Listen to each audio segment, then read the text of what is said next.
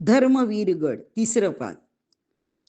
एखादा दिवस असा अचानक खूप सुंदर जातो तसे आज झाले.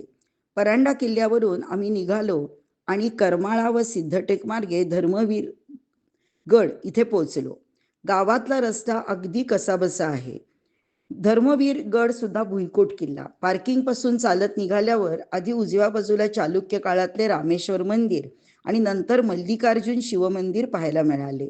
पुढे भीमा नदीच्या काठी चालुक्य काळातलेच लक्ष्मी नरसिंह मंदिर आणि बालेश्वर मंदिर आहे. दगडातले अतिशय सुबक कोरीव काम आहे. इतकी सुंदर हेमाडपंथी वास्तुकला अनेक तास बघतच बसावंसं वाटलं. इथे आमची ओळख श्री लक्ष्मण नाईक यांच्याशी झाली.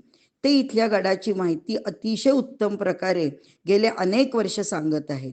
महाराज संभाजीराजे यांना संगमेश्वरला पकडल्यावर इथंच आणलं होतं.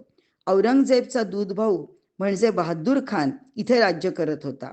त्यानेच औरंगजेबला इथे बोलावून घेतले आणि संभाजी महाराज यांचा इथे कल्पना सुद्धा करता येणार नाही असा छळ केला.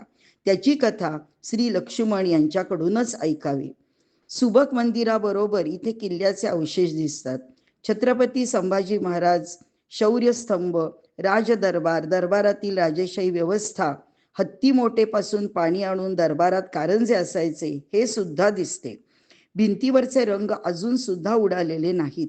शिवाजी महाराज आणि हंबीरराव मोहिते यांनी मात्र काही वर्षापूर्वी याच पेडगावच्या शहाण्यांना चांगलाच धडा शिकवून त्यांचा रंग उडवला होता. ती गोष्ट प्रसिद्ध आहेच. अशी उत्तम सुरुवात करून आम्ही रात्री पुण्याला परतलो.